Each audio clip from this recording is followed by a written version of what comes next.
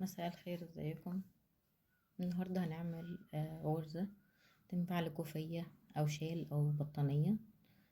الباترون بتاعها هيبقى موجود معانا. هنشتغل على الباترون عشان نتعلم ازاي نشتغل على أي باترون. آه، لو انتي أول مرة تشوفي الفيديو معانا، أول مرة تشتركي في القناة، دوسي على الجرس لو الفيديو عجبك، واعملي لايك وشير. قناة All in One لتعليم الكروشيه والهاند ميد.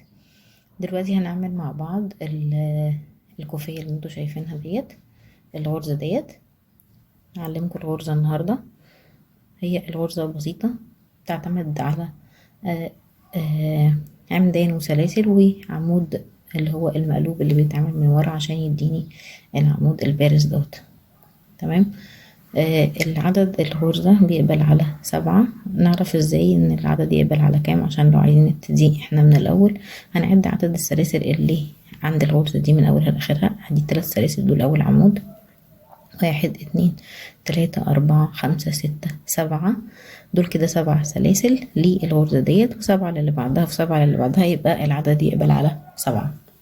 يلا نبدأ مع بعض.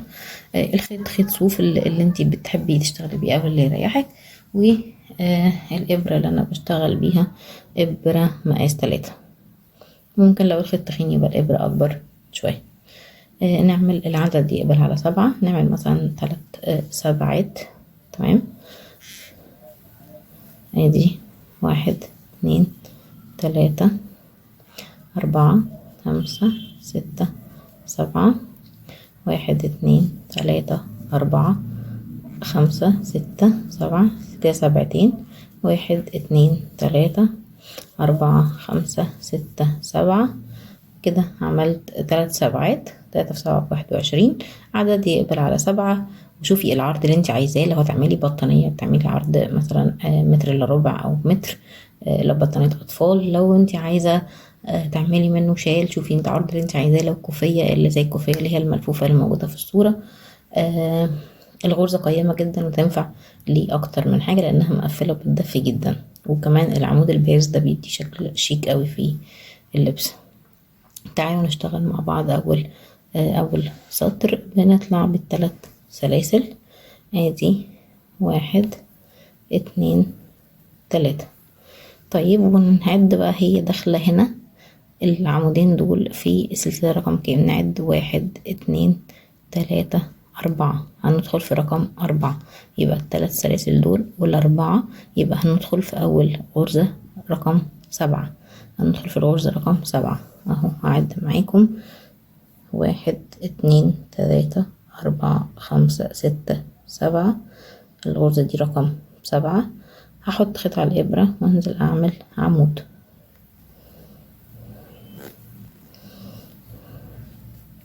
وفي نفس المكان هعمل عمود تاني، يبقى عمودين في نفس السلسلة. تمام، زي ما هي عاملة كده، عمودين في نفس السلسلة، وبعدين سلسلتين، وبعدين عمودين في نفس الغرزة رقم 7. يبقى عمودين، بعدين سلسلتين، وبعدين في نفس المكان تاني هعمل عمودين. ادي عمود 2 في نفس المكان. تمام. وبعدين هعد بعد اللي انا دخلت في رقم 7، هعد بعديه 1 2 وادخل في رقم 3. ادخل في رقم 3. اول سطر هعمله عمود عادي، وبعد كده هيظهر العمود اللي هو البارز او المقلوب ده، هوريكم بيتعمل ازاي. انا هعد هنا 1 2 3. ادخل في التالتة هعمل عمود عادي. تمام. وبعدين اعد هنا كمان 1 2 وادخل في التالتة هعمل نفس اللي عملته هنا، عمودين سلسلتين عمودين اهو. هعد هنا 1 2 ادخل في التالتة اهي رقم 3، واعمل عمود 2 سلسلة 2 سلسلتين، وفي نفس المكان عمودين كمان، عمود 2.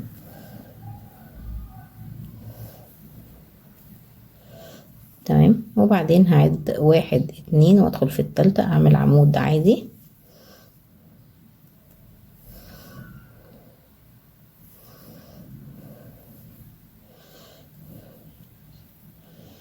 وبعدين هعد 1 2 ادخل في التالتة هعمل عمودين وسلسلتين وعمودين في نفس المكان، عمودين سلسلتين وعمودين في نفس المكان.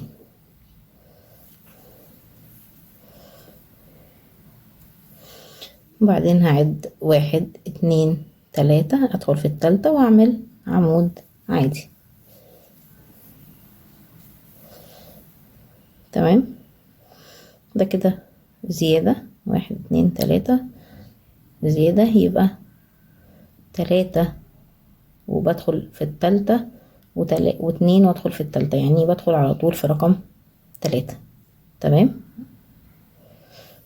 واقلب الشغل بتاعي كده واطلع ب3 سلاسل 1 2 3. الغرزة بعد كده هتبقى اسهل كتير عشان انا مش هعد، هدخل على طول في الفراغات.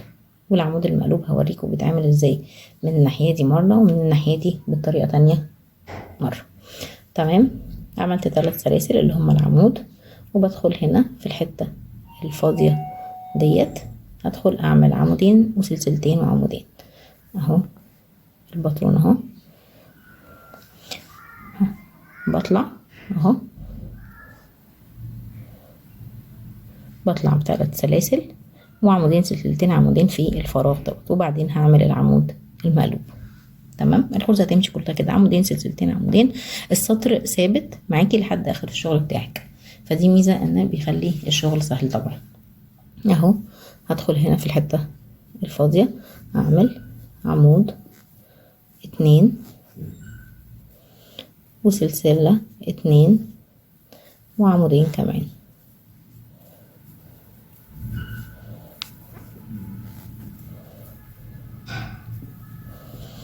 طيب نيجي بقى عند العمود البارز او اللي هو المقلوب بيتعمل ازاي. نركز مع بعض هنا. هحط خيط على الابرة عادي كأني نازلة اعمل عمود، وهخلي العمود ده من قدام الابرة. خلي العمود ده من قدام الابرة. طب ازاي؟ هدخل من الجنب ده كده واطلع من الجنب التاني. شايفين شكل العمود فين؟ العمود فوق الابرة، واسحب الخيط من تحتيه كده واطلع كده. تمام. هعمله مرة كمان ومرة كمان في البحث، تتكرر تاني وركزوا معايا. واسحب من 2 وبعدين من 2 زي العمود العادي، واجي عند هنا الفراغ ادخل في الحتة الفاضية واعمل عمودين وسلسلتين وعمودين.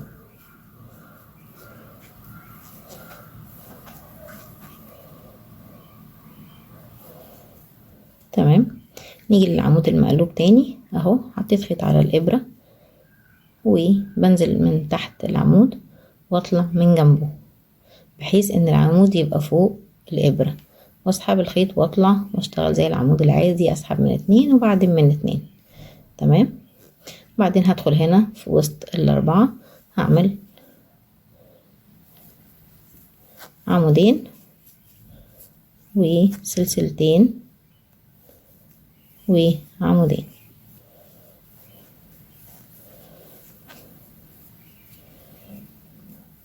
وعند اخر اخر عمود يعني اللي هما ال3 سلاسل ادخل في سلسلة رقم 3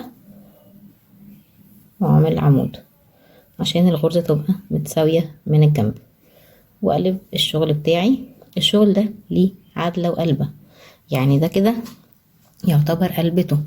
عدلته فين؟ العمود البارز، عدلته العمود البارز. تمام. طيب نركز كده تاني اهو، عشان السطر ده هيتعمل بطريقة مختلفة عشان ده ظهر الشغل. هطلع ب3 سلاسل وادخل في الفراغ هنا اعمل عمودين سلسلتين عمودين. ادي عمود 2 سلسلتين عمودين. طيب هنا بقى العمود ده ظهر الشغل ووشه زي ما قلنا الناحية دي البارز. هعمل عكس اللي عملته في المرة اللي فاتت. مش انا كنت المرة اللي فاتت بحط الابرة والعمود من فوقيها، المرة دي الابرة والعمود من تحتيها. يعني بصوا الابرة هي اللي باينة، بصوا كده نقرب الكاميرا اكتر، الابرة هي اللي باينة مش العمود. المرة اللي فاتت كنت بقول لكم العمود فوق الابرة، المرة دي هدخل الابرة كده من الجنب واطلعها من الجنب التاني واسحب الخيط طلعه كده اهو واعمل عمود. تمام. وهنا هعمل ايه؟ الاربع عمدان اللي بينهم سلسلتين، عمودين سلسلتين عمودين. تمام. واجي هنا العمود انا من الناحية المقلوبة هدخل من جنبه هنا واخلي العمود من تحت واطلع من جنبه، اسحب الخيط واطلع كده اهو واعمل عمود. واجي في الفراغ هنا اعمل 4 عمدان بينهم سلسلتين. الغرزة سهلة بجد قوي وشيك جدا، جربوها وهتلاقوها ماشية معاكم بسهولة لان الغرزة ثابتة، مرة العمود مقلوب مرة العمود معدول. تمام. عملت عمودين سلسلة عمود، سلسلتين قصدي عمودين. بعدين في السلسلة رقم 3 هنا هدخل واعمل عمود. ما تركزي في اخر السطر عشان السطر يطلع مستقيم من الناحية دي. تمام.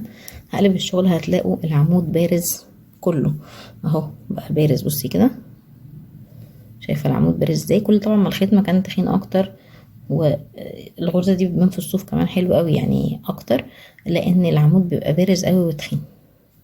تعالوا نعمل السطر الثالث. هطلع ب3 سلاسل، ادخل في الفراغ اعمل عمودين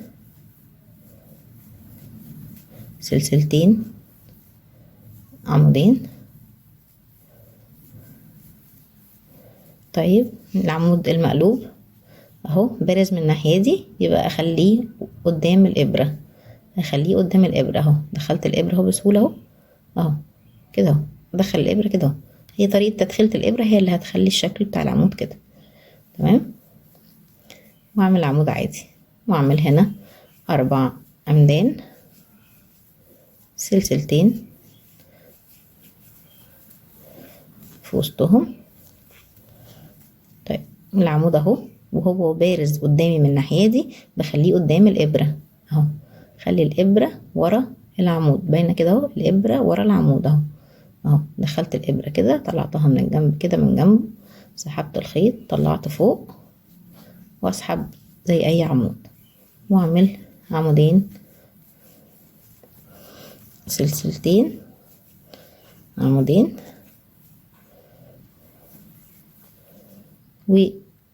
والعمود الاخير في السلسله رقم 3، هما 3 سلاسل انا بادئه بيهم، ادي 1 2 وادخل في الثالثه هنا واعمل العمود والف الشغل. بصوا شكل الشغل من هنا، العمود مش بارز، العمود كله اتجاهه الناحيه دي. تمام. وعشان يفضل كده لازم اشتغل مره مقلوب ومره معدول. ادي 1 2 3، ده اخر سطر هعمله معاكم عشان يبين الغرزة. ادي عمود، ادي 2 سلسلة 2 وعمود 2 كده، عمودين سلسلتين عمودين. طيب العمود لما يبقى ده الظهر، ده ظهر الشغل، يبقى الابرة فوق العمود. ادخل الابرة من الجنب هنا، اخلي العمود وراها وطلع الابرة من الناحية التانية. شايفين الابرة عاملة ازاي اهي؟ الابرة اهي والعمود من تحت. تمام. اسحب الخيط واطلع واشتغل عمود عادي خالص، اسحب من 2 واسحب من 2 التانيين. تمام. وبعدين ادخل هنا اعمل عمودين سلسلتين عمودين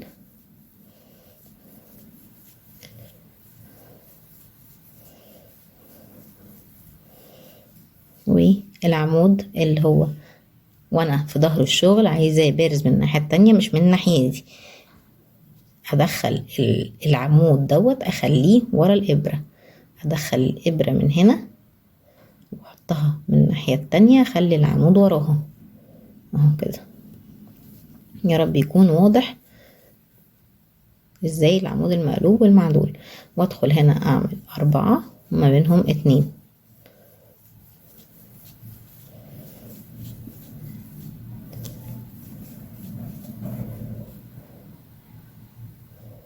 وهنا اعد 1 2 ادخل في التالتة،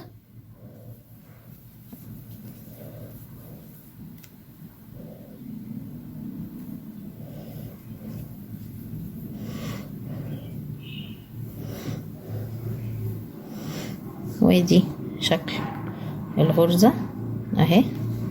بصوا كده، شايفين الغرزة اهي، العمود البارز والغرزة الثابتة اللي هي عمودين سلسلتين عمودين والعمود البارز، وده الباترون بتاعها. وادي شكل الغرزة ومستقيمة من الناحيتين اهي، خط مستقيم ما فيهاش اي اعوجاج خالص، طالعه بخط مستقيم. طالما عملت 3 سلاسل وانا وراجعه بدخل في السلسله رقم 3 بعمل عمود في الاخر بتطلع مستقيم. اعمل الطول اللي انا عاوزاه وبعدين بقفلها، بقفل الناحيه دي في الناحيه دي. لو انا عايزاها كوفيه زي اللي في الصوره ملفوفه بغرزه حشو، او بالابره العاديه عايزه تقفليها برضو ممكن تقفليها لو عايزاها مدوره. انا عايزه بس اقول حاجه، انا كنت قايله ان عدد الغرز يقبل على 7، لا هو يقبل على 6. سوري انا اسفه، بصلح من اللي انا قلته في الاول، انا قلت 7 ليه، قلت 6 دلوقتي لان عندي 3 غرز وانا عامله 3 وحدات فهم 6. يعني تعملي تعدي 6 6 6 6 لحد ما توصلي للعرض اللي انتي عاوزاه، يبقى عدد الغرزة بيقبل على 6. يا رب اكون فدتكم والغرزة تكون عجبتكم. اللي مش مشترك في القناة يتفضل يشترك ويفعل الجرس عشان يوصل له كل فيديو بننزله على القناة. شرفتوني، شكرا.